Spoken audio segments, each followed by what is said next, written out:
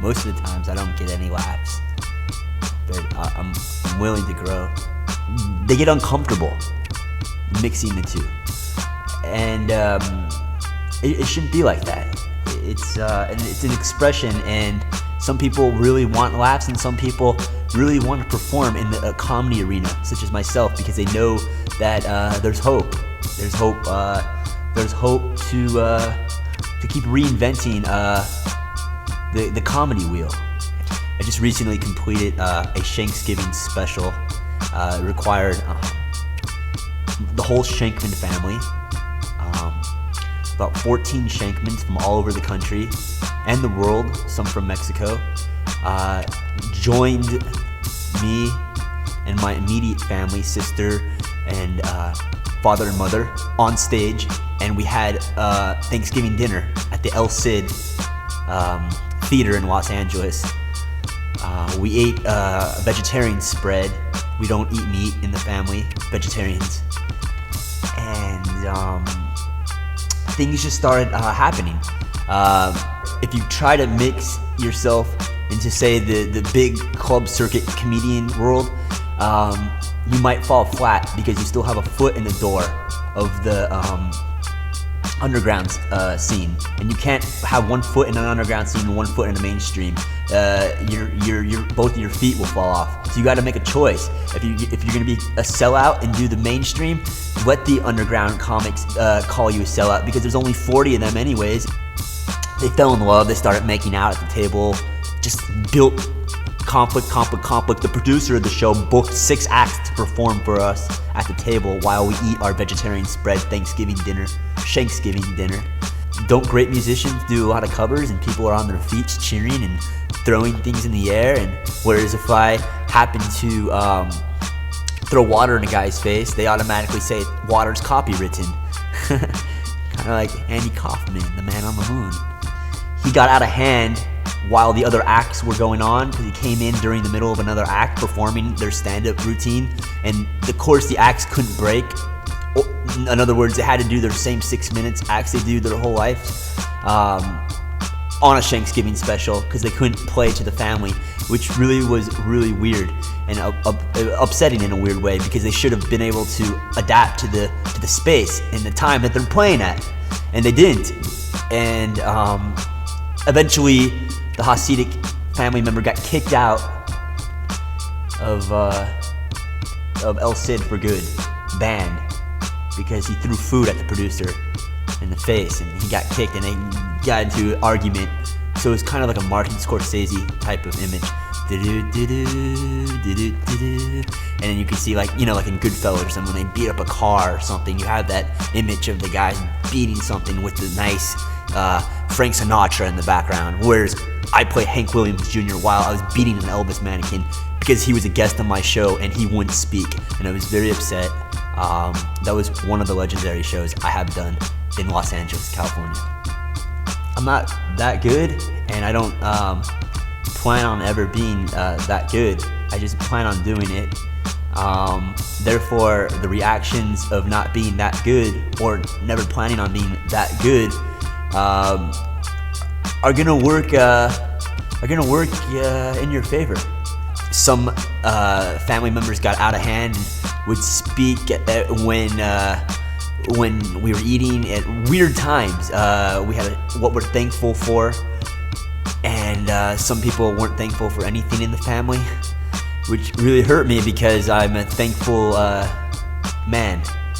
I sure as hell root on comedians that tell the same jokes for 9 years and eventually get a sitcom that lasts about 9 weeks, and then they have a kid that comes out in 9 months, and things just take its place, man. And sometimes you just gotta be there when it takes its place, and that's where I am right now. And I expect nothing, and I give a lot.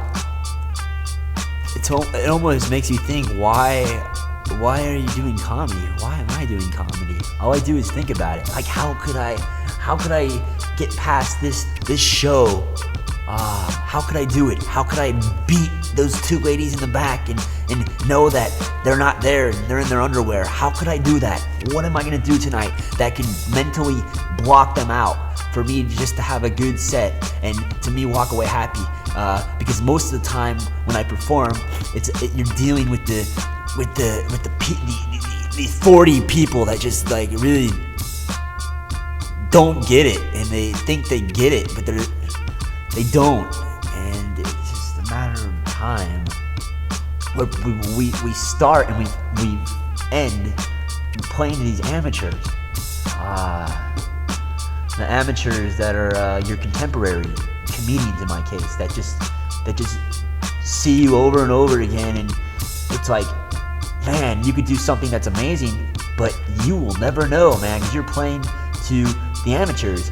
And if you transfer that 1 minute to an audience, the general public, the Texans, the New Orleans, the Floridians, the New Yorkers, man, they all come and watch you, man. You'd be blown away the response you get on that one bit that you did over and over again for the amateurs, but you did it that one time for the general public, and it will light your socks for a week, man. It's cool. So I want to break free from the amateurs.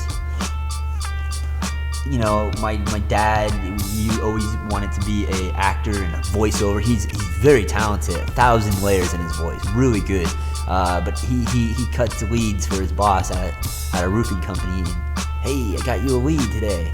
So that's what he does. But he used to come home and talk to me about Charlie Chaplin and Buster Keaton and Jack Benny and Laurel and Hardy. I mean, all the silence greats all the way to Al Jolson and the heart he gave on his performances, which is pretty incredible. And at the time, I was like, yeah, one ear to him and one ear on a girl's behind.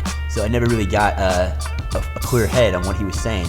And then throughout the years of hearing all these Broadway musicals in the back of my family's van, I eventually memorized them all. Just memorized every musical that my sister would, my mom would be driving her to a rehearsal, and it'd be chorus line, "Oh God, I need this job, I really need this job," and I would just sit there like, yeah, and at the time, like music for kids was in, but I would just be in the back like, hey, this is kind of cool, and I would memorize them. And now I finally broke through to going back home and asking my dad, about Charlie Chaplin, and I'm very interested. And now it's like a full circle. I really picked up where I left off as a kid, doing the plays, the musicals, the performance, and it's in me, man. And I feel it. It's like, man, I feel like I just can't offer them anything that they want. I can't really just I can't see myself just standing in line. I can see myself doing something, but I can't see myself just standing there waiting for my turn. And therefore, it makes it one of the weirdest places in the world for me right now, because it's the hot spot of Los Angeles. But yet, you try being an outsider at the hot spot in Los Angeles in your arena, which is comedy, my arena. Man, it doesn't make you feel good at all. But at the same time, it does make me feel good, because I'm moving and I'm doing the Ariba room, the small little rooms, giggles for laughs, ducks, birds for chirps. I'm doing them, man. I'm doing them, and I know that that's gonna pay off. So not only will I be having +4 at the front of the line, I'll be in the green room signing autographs. AdamShankman.com. Adam Shankman. Hey, nice to meet you. So, yeah, it's a weird place to travel to. Big legendary shows. I mean, I've created about 6 shows this year that are legendary shows that's only been seen to, 1,000 people. And maybe only about 30 of them seen it. And the other 1,000 heard about it and comment off of what they hear about it.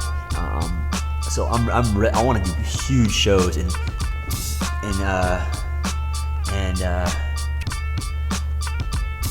just be the biggest star in the world.